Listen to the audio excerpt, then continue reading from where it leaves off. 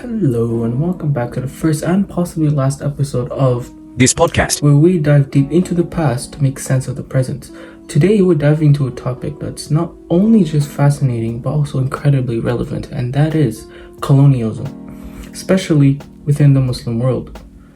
Colonialism wasn't just some historical hiccup, it was a seismic shift that left cracks in the foundations of entire societies.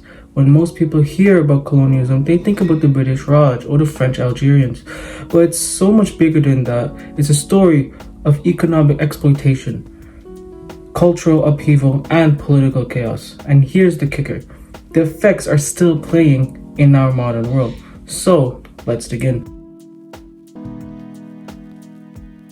Let's start with the economics of colonialism. Imagine this. During the Islamic Golden Age, cities like Baghdad and Cordoba were hubs of trades, science, and culture. And now fast forward to the colonial era, and we see European powers swooping in not to trade, but to take. Raw materials, agricultural produce, and even human labor, everything became a resource to European economics. For instance, think about Egypt. It wasn't the pyramid that caught the colonial eyes. Rather, it was a fertile land and a strategic Suez Canal. Britain essentially turned Egypt into a cotton farm for its textile industries back home. And while the British economy flourished, Egypt's local industries basically collapsed. This pattern wasn't unique, and across the Muslim world, regions that had become self-sufficient were turned into resource colonies. And colonial powers didn't just exploit resources, they also created economic dependency.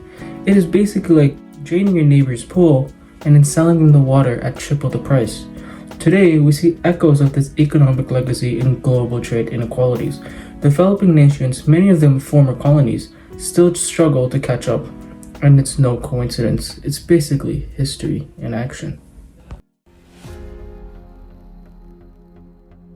Alright, now let's roll back to the Abbasid Caliphate, a time when the Muslim world was thriving. We're talking about golden age of trade, science, and culture. And at the heart of the caliphate was Baghdad, which was also known as the Silicon Valley of its day. However, while they were having major advancements in science and religious studies, unlike Europe during this time, the caliphate's political stability was plagued by internal strife throughout its existence, which is one of the main contributions to its downfall.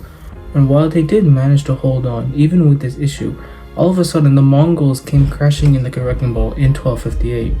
In fact, internal strife of the caliphate was so bad that one of the caliph's ministers betrayed them and told one of the Mongol leaders in private about the weaknesses of Baghdad, in return by promising him its loyalty. The Mongols, in the end, sacked Baghdad, disrupted trade routes, and shattered the region's stability even further.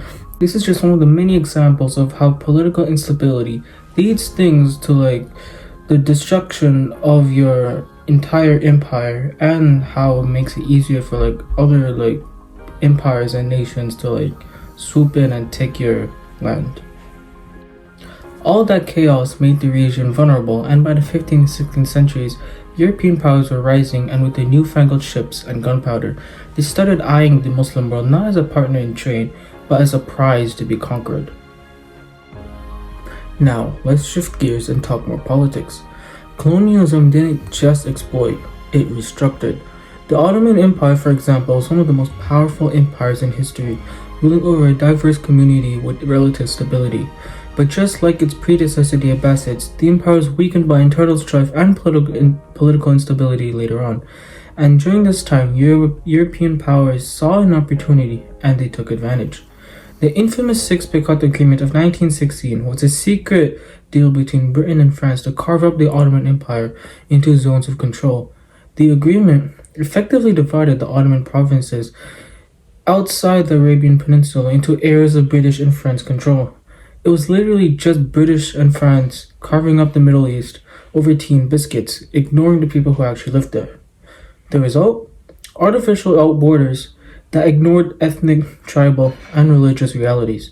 These borders, lines literally drawn on maps by colonial officials, are a big reason for many of today's conflicts in the Middle East. And it wasn't just borders. Colonial systems introduced divide and rule tactics. fostering divisions among communities that have coexisted for centuries.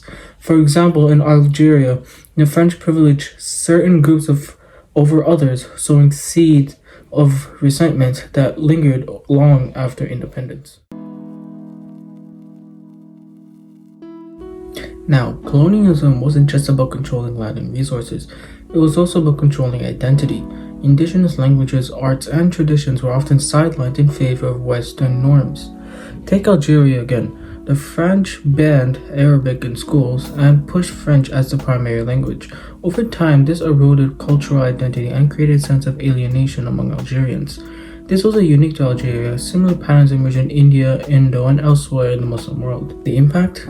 Well, many former colonies still grapple with the tension between preserving cultural heritage and embracing modernity. And let's be real, when a society's sense of identity is fractured, it's a lot harder to move forward confidently.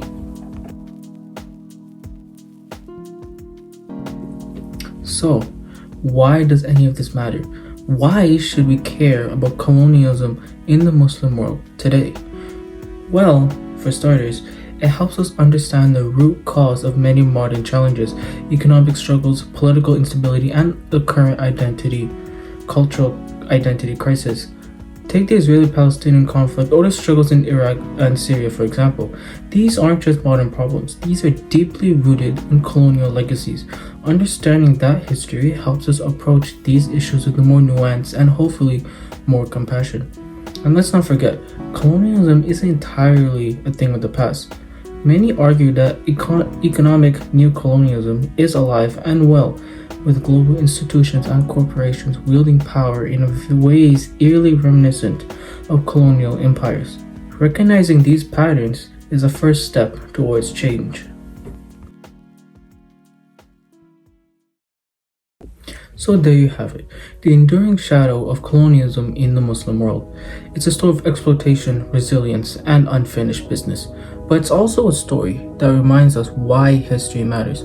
While it is impossible to cram all of these or even half of these details within a 6-minute time frame, what's more important is that it's not just about understanding the past, it's also about using that understanding to build a better future.